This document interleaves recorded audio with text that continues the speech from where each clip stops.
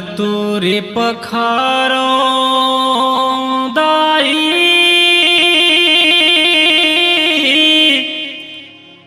घीव के जोत जलावा मैया तोरे अंगना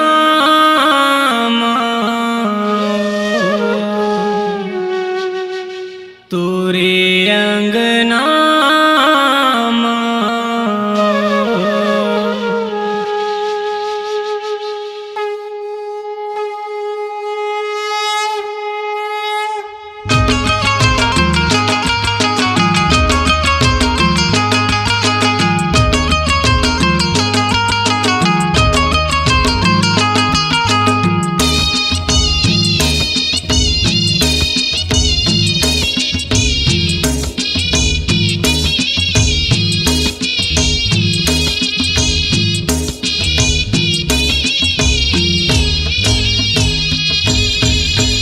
आवहो दुर्गा मैया आसन बिराजो झोंकीले हो फूल के भार हो माँ मैया झोंकीले हो फूल के भार हो माँ।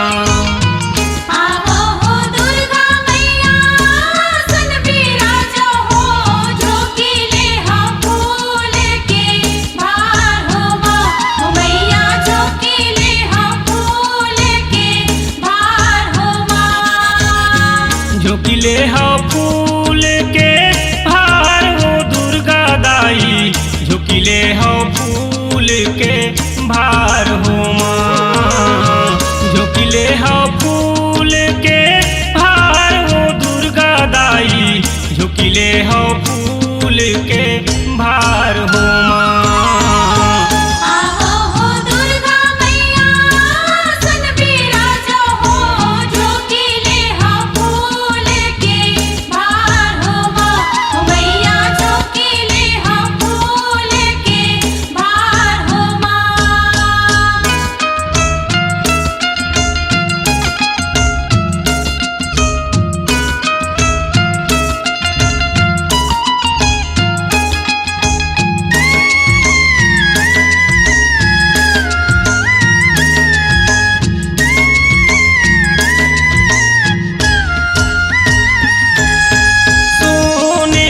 थारी दाई दियना जलाई के आरती तोरे उतारा हो माँ मैया आरती तोरे उतारा हो माँ। एक लोटा पानी दाई चरण पखारा तोर धोवा धोवा चाउर चढ़ा हम हो माँ।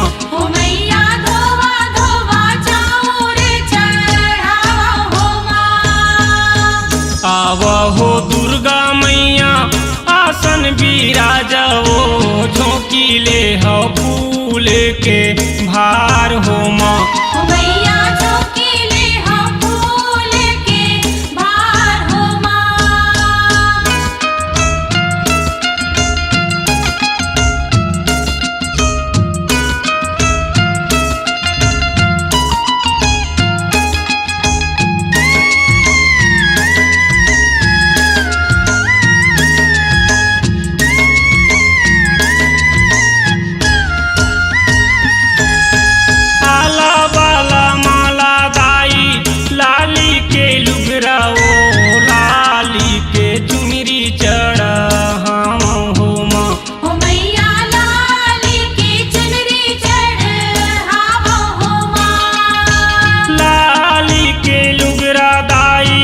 छीटी बूंदी के वो पावे माँ बिंदिया सजाए हो माँ मैया पावे माँ बिंदिया सजाए हो माँ। आवहो दुर्गा मैया आसन बिराजो झोंकीले हो फूल के भार हो माँ मैया झोंकीले हो फूल के भार हो माँ।